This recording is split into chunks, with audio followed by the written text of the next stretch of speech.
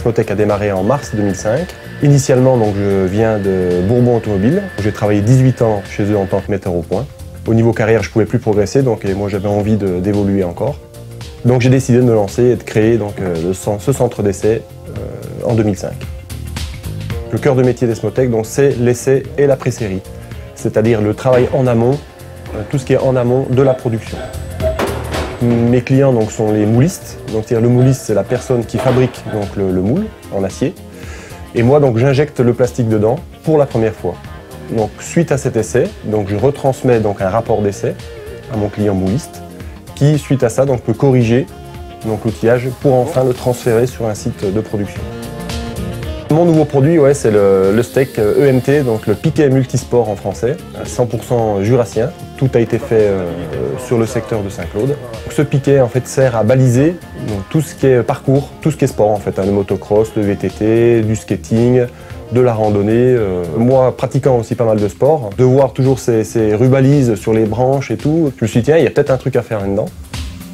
Donc ça se compose de 2 pièces. Donc ce pic, on le plante dans la terre. Et ensuite, par un système que j'ai inventé, un quart de tour, comme ça. Et voilà. Donc la lame en fait vient se tenir tout simplement dessus. L'autre avantage aussi que ce piquet a, si par exemple un pilote ou un coureur tombe dessus, le piquet se plie et reprend sa position initiale. Il peut servir aussi de support publicitaire. Le partenaire peut éventuellement mettre ou un sticker ou faire une sérigraphie sur la lame. Donc ils peuvent avoir un retour d'investissement après derrière en mettant leur sponsor en avant sur ces piquets. Une fois que l'épreuve est terminée, on enlève le piquet, un coup d'eau et on le range et l'année prochaine on peut s'en servir. Les clients du STEX, en fait, ce sont les associations, les clubs. Certains privés, notamment ceux qui fabriquent les pistes de motocross ou de BMX, parce que savoir que c'est un métier. Au mois de mai, on a eu une première épreuve de motocross régionale qui se passait à Legna. Souvent, le motocross est lié aussi au VTT, au BMX.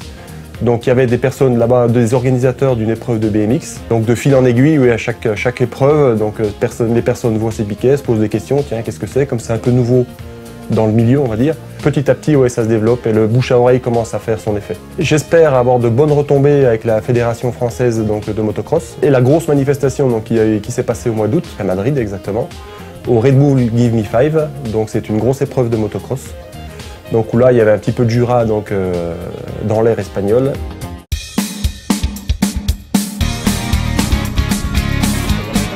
Si ma conseillère était un objet, je pense qu'elle serait une tasse de café. Parce que depuis le temps qu'on mène des projets ensemble, on en a bu pas mal les deux. C'est vrai.